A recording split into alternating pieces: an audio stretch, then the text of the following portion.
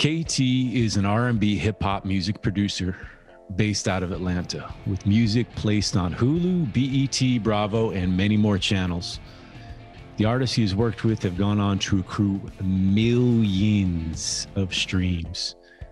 As a producer, he's about helping artists tell their story in an authentic way through creating timeless music. If you ever watched his Insta, you know that KT is very generous in sharing his knowledge, giving inspiration, and helping artists on their journey realize their dreams. Welcome, KT. Welcome to, I'm glad to be here, man. Thanks for inviting me, and thanks for that amazing intro. It's all good, man. What was that first song that you were enraptured by as a kid? Ooh, the first song. Ooh, I wasn't ready for that one. Let's say, let me think back, because my dad played a lot of, he liked a lot of jazz and also just like 70s music. One of his favorite bands was Earth, Wind, and Fire. So some of their stuff, some Stevie Wonder, trying to narrow it down to a song. That's tough, huh? Really what got me, I would say the first thing that really got me enraptured as far as wanting to make music was probably actually a Tupac song. Keep Your Head Up and stuff like that. That was the thing that was like, that really made me be like, maybe I want to create my own stuff. Yeah. Was music always a part of your family in those early days? Yeah, it was something I couldn't run from. And I can say that because I tried even, because my dad was he's still like a church musician. So he played the keyboards and stuff. And everybody in my family actually played music at one point. My mom played the flute, my sister played clarinet, my brother saxophone. And then I took piano lessons starting at age 6, classical piano. Oh, wow. But that was, that was something that was cool for a while. And then once I got to middle school, I didn't think it was that cool anymore. Mm-hmm. And I kind of let it go. And I was like, no, I'm going to play basketball. But I couldn't run from it. And I ended up just coming back to it. When did you come back to it? And what made you come back to it? So I stopped taking classical piano lessons around 6th grade. But then what I picked up was my pop's keyboards and started making beats on those. I tried to get back into piano lessons like a few years later, but it didn't really last because at that point I was like, I just want to make my own stuff at this point. I don't want to perform other people's music anymore. So that's what kind of got me. It brought me back to the music in a different way. And there is no box. There's no box. That's one of your sayings. What does that mean to you? It really has a lot of meanings at this point, but the reason it was created was because maybe 2.5 years ago now, I was at like a job retreat in New York, and I was playing basketball, and we had a tournament, and I ended up rupturing my Achilles, which, made me sit down for quite a while. Oh, wow. And when I was kind of recovering from that and sitting, I really couldn't sit at my laptop much. I really had to keep my foot up and all that stuff. Mm-hmm. And it was just a momentary lapse in me not being able to create music. But I was just thinking, what if I had an injury that completely prevented me from creating anymore, which happens to people, and it takes them completely away from their dreams or whatever. I said I would have to find something that still made me feel like I had a purpose, and maybe it was centered around things I like, but it wouldn't be exactly the same. I see. And so I started studying identity and how much we hold on to certain identities when it comes to who we are. So we're like, no, I'm this. I'm a basketball player. I'm a painter or whatever. And then, so I was like, well, what would happen if you couldn't do those things anymore? You would have to find a creative, still have that sense of purpose. So that made me kind of come up with the idea of, even if I couldn't do things the way I used to, Like there's no box around who I can be. I can reinvent myself. I can take all the elements of me and create something new from that. And so now it really just represents not feeling like realizing you're not stuck. You're not stuck with whatever you're doing. And it eventually, like, you can always evolve and kind of adapt with where you're going. That's kind of like the backstory behind it. When was that moment that you evolved your identity and kind of chose to pursue a career in music? Was that moment, or was there another moment? Well, the career in music, so that's actually what's interesting about it. So I've always wanted a career in music, and I studied, you know, some of the icons to me are like the Timbalands, the Neptunes, and I was trying to follow their paths. But of course, times have changed, things are different. And so when that wasn't working the way I wanted it to, me having this moment where I had this injury and I had to think about all this stuff, I realized I was holding on really tightly to trying to make myself successful in the way that they had been successful or anybody else.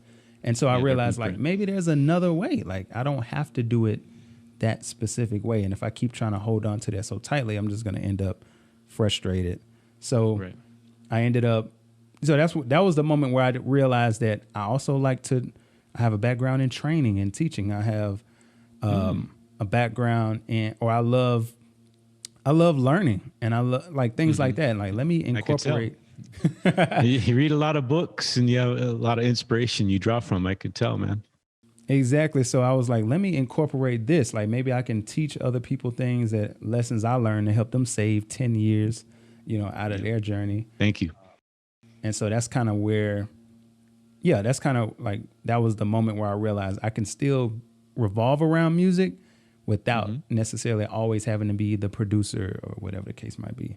And are you born and raised in Alabama? Yeah, from Birmingham, Alabama. Birmingham, Alabama. And then when did what led to the decision to move to Atlanta? So I moved to Atlanta in 2013, mainly because I was already coming out here probably like twice a month for different reasons. Okay. Beat battles. I did a lot of beat battles over the years and stuff like that. And of course, Atlanta just had Birmingham's music scene was still budding. It's doing pretty well now, but it was still budding at the time. And I had some relationships out here, and I was like, let me go to Atlanta, see if I can create something. It's the hub. When you're developing new beats, this is something I kind of struggle with, is how far do you develop them before you're just kind of providing, you don't know where that beat's going to go, to which artist. How far are you going to take that beat? Like, how are you going to add all the bells and whistles, or do you just kind of give it that basic foundation and bedrock, and then you'll add the bells and whistles after? How far do you take a beat just in the early development stage? Like you said, that's a struggle. I think for most people that produce music, earlier on, in my earlier days, like I would put all the bells and whistles in there, because I didn't even know if people would buy the beat. I was like, well, maybe if I like paint the whole picture, they'll get it. But of course, I learned over time as I started working with artists, like I didn't leave room for them. So, and nowadays I actually don't do a lot of production without artists. So if I do any production, like now I've been doing more like remixes and stuff like that for fun, where I'm like, this doesn't even need an artist. But if other than that, I pretty much solely do custom production. So I mostly work with artists on music. So I always have like a person in mind. So you're tailoring it right there with them. Yeah. That's the best way. Yeah. Best way, man. Best way. What resources do you use to stay on top of fresh sounds emerging with upcoming artists, or new sounds in production?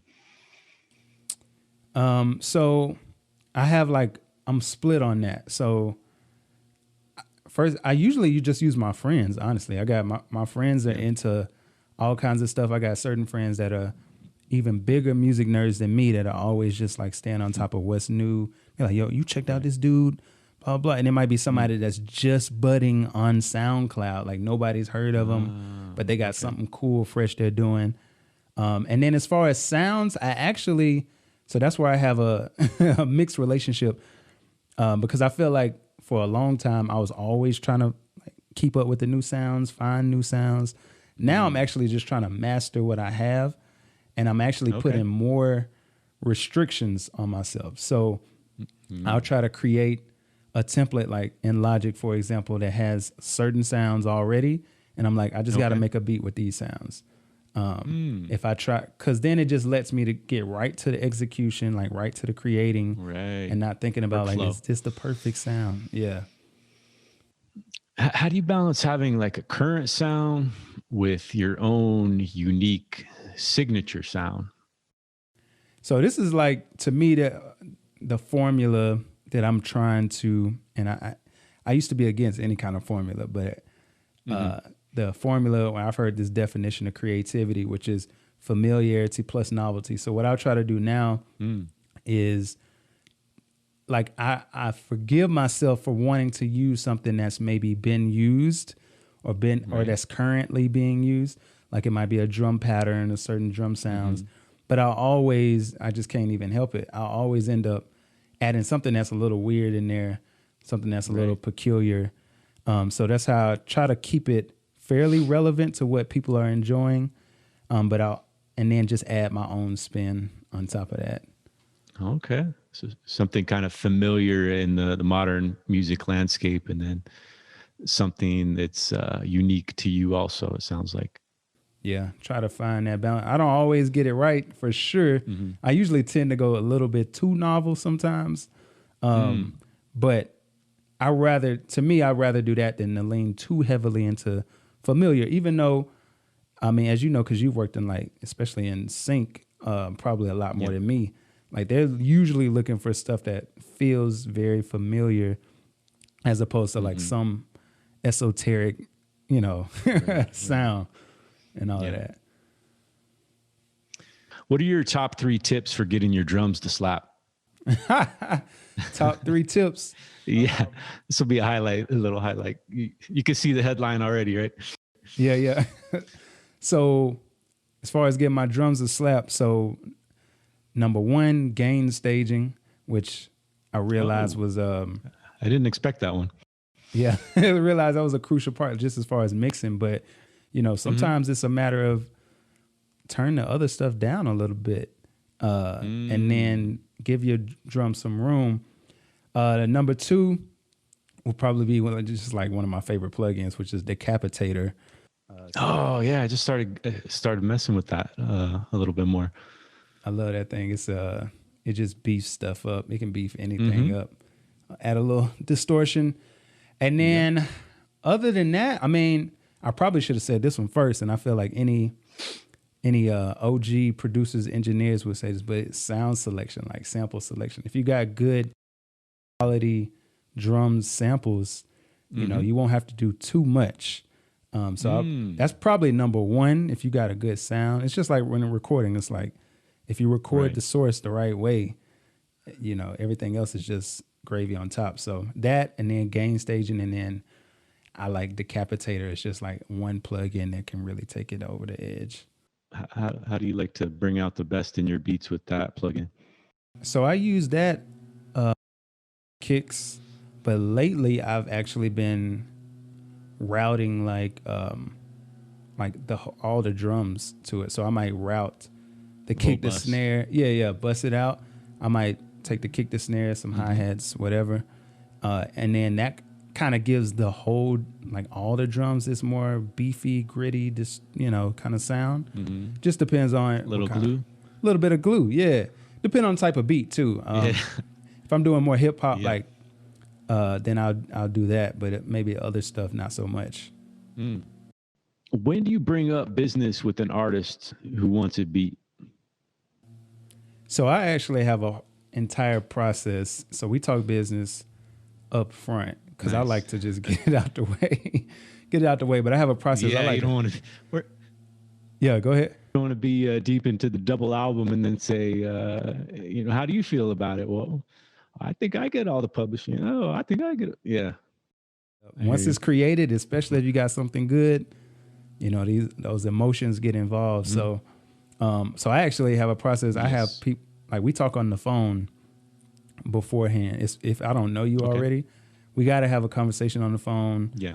even to see if we're a good fit first. Like, are you a good fit for me to work with, and vice versa. And then Pre-qualify. yeah, exactly.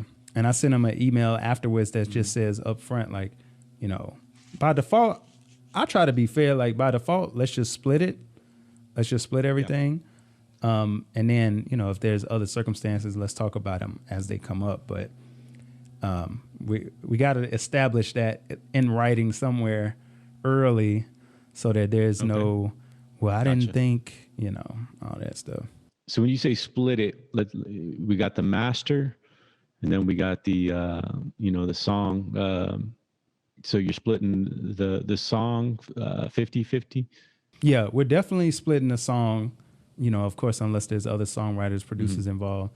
But, and then with the sales and like the actual recording, the master, I usually say up front, let's split that as well. But I'm more open to negotiation on that because you as an artist, depending on how you're distributing it, who you got associated with you, if you got an independent label, things like that. I'm not as hard and fast on that. A lot of people I've been working with for a long time know, they split those sales with me as well. But we're definitely splitting the song. We both contributed to the song, so we're definitely gonna split that part. That'd be like a 50. Let's just say it's just you and one, either singer or rap artist. That would just be like 50-50. Yeah, 50-50 is my default. If there's another reason, if you feel like there's another reason to justify other numbers, we can talk about it. But yeah, I default to 50-50. How do producers move beyond just, a stock preset? Yeah, that's the there is no box, man. Like, create your own signature. I rarely leave things completely stock these days. And now, I'll do a little bit of sound design with a lot of the sounds I use. So I'll kind of There you go. change the wave signal a little bit. Like, it was sine. I'll make it a little bit more saw or square. Add some chorus on it, or add another Sound Toys plugin. I feel like this is not sponsored by Sound Toys, but I like another plugin called Microshift. It's like another one of my favorite. It's kind of like I don't know if it's technically like a phaser, flanger, somewhere in there, but just like tweak it, experiment, explore. That'll keep it sounding cool. Honestly, so this is a thing, like a lot of these sample packs, loop packs and stuff, I mean, they're taking a stock sound and then some people, they're using instruments as well, but they're just loading them up with a ton of cool effects, to make it sound like incredibly unique. And you can create that sound yourself, really, but you just got to experiment with it over time. You're talking about sample packs and stuff. Is there any sound designers who you really admire for? Let's just talk about drums, just for drums. Yeah, I haven't bought a lot of drum packs lately. I mean, somebody I got to give props to is Illmind, because I feel like he was one of the I have pioneers of really just kind of mastering that game. And so I got like almost all his stuff, because I think I bought it once on like a Black Friday. Right? Yeah, the Black Kids. I think I bought it on a Black Friday sale one day for like super cheap. And I got like everything he had at the time. So I use a lot of his stuff, but I use a lot of stuff I've had for probably over 5-10 years, just from different things, different drum kits online over time. And then I've kind of, of course, tweaked them to my liking. So, okay. Yeah. The Count. Have you heard of The Count? I love the count, man. Me and a friend of mine were just Yeah. we were just talking about. I'm thinking about grabbing some of Warm, his man. stuff. So warm. Yeah, he Yeah. the way he creates I, is just I was blown away with the Sonic. Yeah. yeah, yeah. Your favorite synth for getting the sauce onto your beats?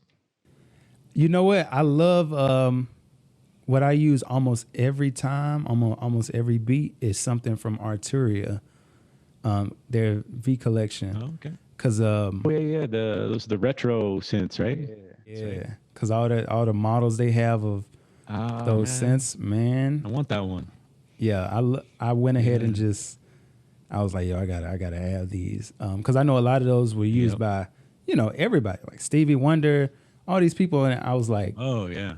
this is how you get like, cause those like if you want to just grab some stock stuff that's crazy, like those are crazy, and then you can Right. also you have to really have to learn how to even tweak those synths, like because they're some of them are so complex, but they got some crazy stuff. How much of your time of your day is business promotion versus creating? Sadly, I don't spend as much time creating these days as I want to. I'm actually, I was just talking to my friend about just like really like disciplining my time to make sure I'm creating every day for a certain amount of time. Because just to keep the muscles strong and the muscle memory. Yeah. Getting your reps in. Got to keep the reps going, man. Because I think for me, I can get, if I don't create for a while, I can definitely get atrophied a little bit, where it takes me a little bit longer to get back into it. My stuff can sound a little like, for me, of course, this is all subjective, but it sounds a little bit more dated than I want it to sound. So I'm trying to make sure, because I spend a lot of time on business and, of course, like trying to do more content these days.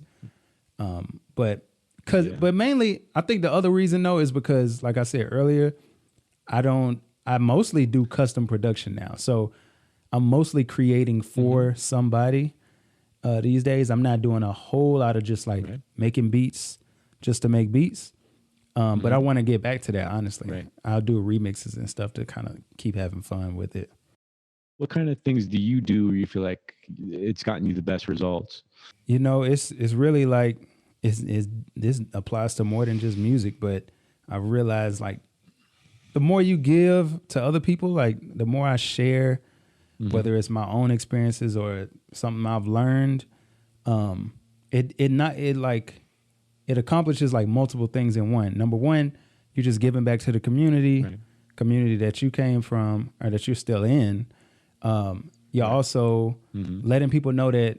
And one of my mentors, shout out to Dan, he really let me know. Like he went to my Instagram page. This was like 2 years ago, and he was like, "So what all? How long you been doing it?" I was like, "I've been doing this for a long time, and I know this and that." And he was like, "Well, I go to your Instagram page, and I don't know that you know any of that." He was like, "I don't know that you've been doing it, for as long as you have, or that you know the information you have." He was like, "So if I'm a artist, like how will I know that you can help me with those things if you're not putting them out there?" So I thought I was like, that makes a lot of sense. Like, That's a gem right there. Yeah. yeah. So that's a nugget. That's where the most return really is. It's just letting people know like, hey, I can help you with this, or this is something I do. Let me show it to you.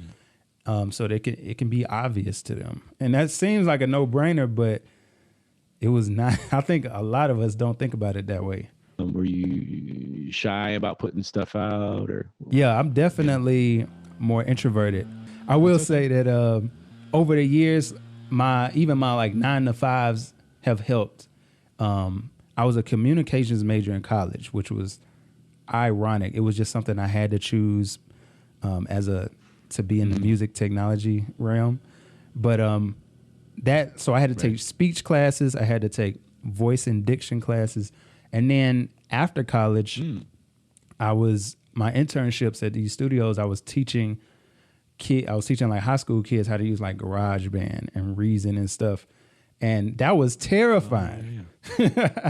Because Really? high school kids, you know, you getting up in front of them. They didn't really sign up for the class. It was like we were pulling them out of their band classes, choir classes. And so I had to learn how to communicate, how to like communicate to all types of groups of people. And then I ended up having jobs where I had more like training backgrounds and customer service backgrounds. So I had to learn how to like just speak and be comfortable with that. So all of those things kind of helped as well. So when he was like, all right, now you need to get behind the camera and talk about music and I was like, okay, this should be easier, right? Like, cause it's something I already talking about. I just had to get over like what I think a lot of people have is that impostor syndrome, which is like, who are you to be talking about this? Like, what makes you an expert? Yeah, and I just had to like let it go. You know, fortunately, a lot of people know my background, and so I don't get a ton of people like, who is this guy? You know, I'm sure that'll come, but fortunately, like I feel like, yo, if you need to, you can ask anybody around me. Like, and this, I'm not brand new to this, you know. Yeah, it's funny you said, who is this guy? I think that's one of the things that pops through my head when I get nervous about sharing something or speaking in front of an audience. Who, you know, we have these common things that we all go through. And now I know you like to read a lot of books. What are your top 3 books that have helped you creatively or music career wise? So one of them I recently talked about, my go-to is The War of Art by Stephen Pressfield. Cause it's just, I love the way it's written, and it's, you know, I read it over and over, and it just talks about resistance, like all the excuses that you could come up with why not to do something. He addresses them. What's your number one way of getting over resistance? Honestly, it's just discipline. That's what it ends up coming down to. It's like I just have to remind myself that it's not about the outcome. It's about the process. So if I focus a lot on like, what am I going to get from this? Because a lot of times, you know, the rewards for creativity are like delayed. Takes time. Yeah. Yes. It's a delayed gratification business. So I have to like, I have to make sure this will probably be, I have to just make sure I'm having fun. If I make it fun for myself, then I look forward to it. If I look at it like, well, if I do this, like, am I going to get paid? Like, then what do I get out of this? Right. Yeah. So fun, like I'm trying to get back to that. That's why I've been doing more remixes and stuff like that, because I don't have to wait on like an artist's approval. I'm just like, yo, this is what I want to do. I like it. I can put it out, you know. But other than that, discipline, like you just gotta block the time off, you know, wake up in the morning or late at night or whenever it is, and just say like, this is my time to do it, and not be too critical on yourself on how it turns out. There's some golden nuggets right there. And what are your other 2 books that have helped you creatively or music career wise? Another book, and this one isn't necessarily directly related to creativity, but it was just a good book for me. It's 7 Habits of Highly Effective People. The way that's kind of related, Stephen Covey. The way it's kind of related to creativity, or really it's more related to maybe my music, the business side or the relationship side, because I know one of them is like, think win-win. And so I try to do that when I'm working with artists. And that's important as creators sometimes, because I think a lot of times we are thinking about how that person can win. We're like, what we're going to give them. But this helped me on the business side, because I was like, well, what is going to make it a win for me as well? Like whether it's compensation or whether it's the splits on the back end or whatever the case might be, or just like how much fun we're going to have. Like I'll have a ton of fun doing this. So things like that just kind of helped me think like, no, it's okay for me to also get a win from this situation as well. It sounds like you're so focused on the artist winning that maybe sometimes you forget about yourself and making sure that you're taking care of yourself. Yeah, man. Cause I mean, you know, I think, you know, when we started out, and I did this for a long time, for over a decade, first of all, you're just excited people even want to hear your music, that they even paying attention. And so at that point, you're just willing to do whatever. Like, yeah, you want to rap on this? Cool. Like, take it. Like, I just want to hear what's going to happen. And then I got to the point where I was just really, really invested in other people. And these people are still my friends. These are still people I work with, but I was just giving like everything I had to see them be successful. But after a while, you have to look at like, okay, if they're not here, then what am I going to do? Like, what's going to be my catalyst? So at some point I had to look at, well, what can I do for me that'll help me continue to grow as a creative, as a business person, whatever it is. And then I can approach these people like, all right, here's what I'll do for you. Here's, if you can do this for me, like this will be a win-win for both of us. Mm-hmm. How about a third career book or creativity? Seth Godin is one of my favorite authors as well. So he has a book called The Dip. So he has a lot of great books, but he has a book called The Dip that just talks about like, you know that there's going to come a point where you're going to feel a little discouraged. You're going to feel down. You're going to feel like, what am I doing? Should I even continue? And so he just talks about preparing for that dip and having a plan for like when that comes, and how to recognize if it's just a dip or if it's like a actual point where you're like, I just need to stop. Like I need to turn around. But a lot of times it's just that dip. And he was like, everybody on the other side of that dip are the people who, you know, they were consistent and they persevered and they were determined to get through it. And that's why they're where they are now. So that's probably the other book, because it kind of it coincides with, for me, if there's any one thing I can find that's like a common trait for all the successful people out there in any realm, it's just consistency. Like they just didn't quit when it got hard. So the dip is going to come. Just know that it's expected. Yes. So for me now, I'm okay with like, all right, I might be in this dip.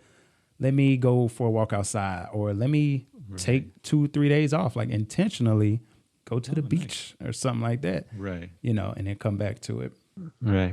Refill that inspiration and hit the reset button. Yep. What's the dream that you're working so hard and sacrificing for? What's the vision that you see? I really just want to create. So with this, There's No Box, like I just want to create a community of like a collective of creators where, you know, even the stuff we're talking about now, we can have these conversations. We can talk about how to continue to innovate. We can talk about how to bring all those elements of yourself into your creativity. So it's not siloed, and just create a community of people that collaborate with each other, that help each other continue to grow. And ultimately creating like organizations or institutions that focus on that and nurture that. That's kind of like the bigger picture for me. That's what I'm like working so hard to get it figured out for myself so I can help others that we can create systems that nurture this, you know, in the world. How does that play out in 2021? What's the next steps that what's that next kind of focal point you're at on right now in your musical journey? The next point for me, so as far as music production, it's just I just want to continue to collaborate with artists that I like, artists that I enjoy, maybe doing some like compilation projects with just different songs I produce for different people. And then outside of that, I'm really thinking, I was just thinking about this yesterday, just I need to go ahead and start maybe creating some kind of materials based on the stuff that I want to educate people on. Creating, I know you got a school, so like you'd be really a great person to talk to this about, but just creating some of that stuff so that people have access to it when I'm not there. I'm trying to remove myself as having to be like the face and the voice of everything, and just like give people access to that stuff. Are you looking to create maybe like a site that's an online portal for this is a beat course or something like that? Is that what you picture? Yeah, stuff like that. I mean, I know there's a couple of particular areas, like there's stuff I do with artists now to help them like figure out their identity as an artist. I want to like make that into something that they don't need me necessarily to go through. And then of course, just different other aspects, whether it's beat creation or, just understanding like some basics of how to get paid and things like that. Yeah, I think a real big one would be a course that indie artists, this is how you go from start to finish on releasing a song, as far as getting the paperwork straight with like your producer. This is how you register it with the PROs. This is, I don't see anything out there like that. That's something I thought of would be super cool, because that's why I'm asking you some of these questions, like, how do you picture the splits, or what are the standards? What are, these are things I'm curious about. I wish there was a course like that. Yeah. No, I mean, that's a huge opportunity. It's kind of ironic. It's kind of funny that there's not a lot of stuff out there, because those questions, it's the same Why questions. Why wouldn't a lawyer put something together like that, or, Yeah, totally. I've talked to lawyers sometimes, and they really don't even know how to register a song, and they don't even know some of these questions about the new streaming technologies. It's a wild business where things are constantly evolving. So yeah, that's probably part of the challenge is as soon as you create something, 2 or 3 new things have happened that slightly alter that a little bit. All right. Anything you'd like to, in closing, anything you'd like to promote, KT? I just want to promote, follow me everywhere. KTGotBeats everywhere. The There Is No Box brand, I actually have these hoodies for sale right now. Okay. For a little bit longer. I haven't really dabbled in merch at all, but this is something I wear all the time and people ask me about it. Nice. So KTGotBeats.com/shop if you want to grab those. But other than that, I just want to encourage people to not create a box around your own creativity. Let yourself experiment. Take time to know yourself. Stay authentic to you. Trust your gut. And feel free to be you. So that's all I want to say, really. Thanks, KT. You've been a true inspiration and super generous in sharing your vast knowledge, and I appreciate you. Appreciate this time, man. Appreciate the opportunity.